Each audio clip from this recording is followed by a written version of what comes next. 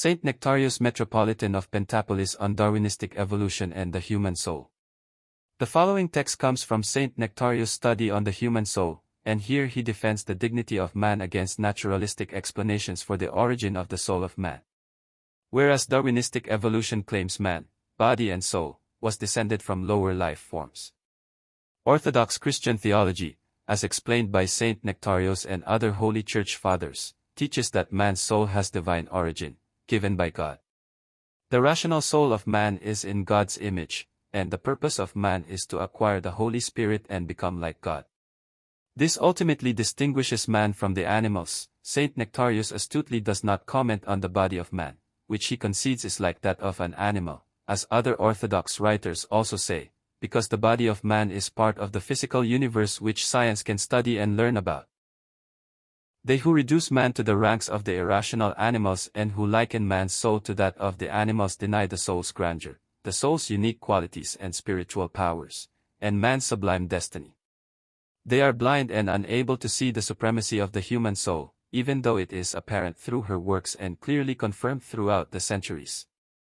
They close their ears to the voice trumpeted by the soul's powerful achievements. Man's soul is an exquisite entity that is adorned by divine virtues, which, in turn, sanctify his earthly domain. Man was truly created to sanctify the earth. Proponents of the theory that man evolved from apes are ignorant of man and his sublime destiny because they deny that man has a soul and refuse that he is capable of experiencing divine revelation. They rejected the Spirit, and the Spirit deserted them. They abandoned God and God abandoned them. Professing themselves to be wise, they became fools. Romans 1 verse 28. God gave them over to a reprobate mind to do those things which are not fit. Romans 1 verse 28.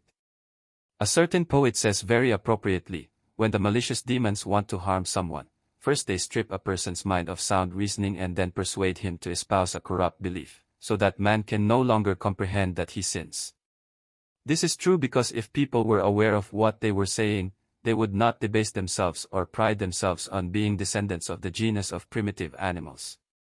The prophet very fittingly said about them, man, being in honor, did not understand, he is compared to the mindless animals, and is become like unto them. Psalm 48 verse 20. They who have the audacity to group and compare the survival instincts of animals with the psychological qualities of man demonstrate that they are superficial and purblind because they perceive neither the restricted features of animals, nor the general, free, independent, and infinite character of man. It is impossible, right from the onset, to compare man to animals because there is an infinite chasm separating the two from each other.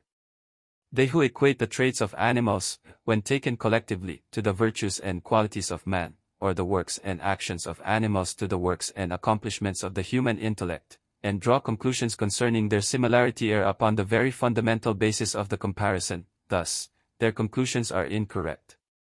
What type of comparison can be made between the works of animals and the technological advancements or the miracles of science attained by man?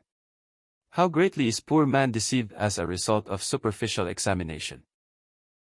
What is there in common between the instincts and the never-changing capacities of animals and the scientific achievements of man? Man is extremely deceived, nearsighted, and blind. Why can he not discern and distinguish the difference between human beings and animals? How have educated people strayed away from true science to such an extent as to classify humans and animals together? How are they able to recognize the similarity that exists in their anatomical composition yet unable to perceive to the difference that exists in their spirits? What is there in common between man and apes? If their similar physical appearance brings them together, their dissimilar spirit sets apart to such an extent that the ability to compare the two vanishes. Was God perhaps obliged to create a different, anatomical, form for the embodiment of man, totally unlike any other found within the animal kingdom, prior to breathing his divine breath into man, in order to render him an image of God? No, dear reader, God's divine breath is so magnificent and noble that it was capable of rendering man an exceptional and preeminent being even by using an inferior template for his body. The harmony that exists between man's body and his rational soul is so perfect that a careful observer will magnify in astonishment the extreme wisdom of the divine Creator, who made all the bodily members compatible with and capable of fulfilling the demands of the soul. What purpose would man's brilliant intellectual thoughts have if they could not be externalized through the body?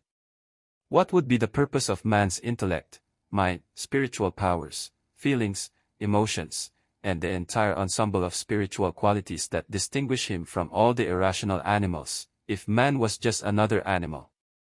The source for this text is linked in the description. I apologize if I mispronounced any words,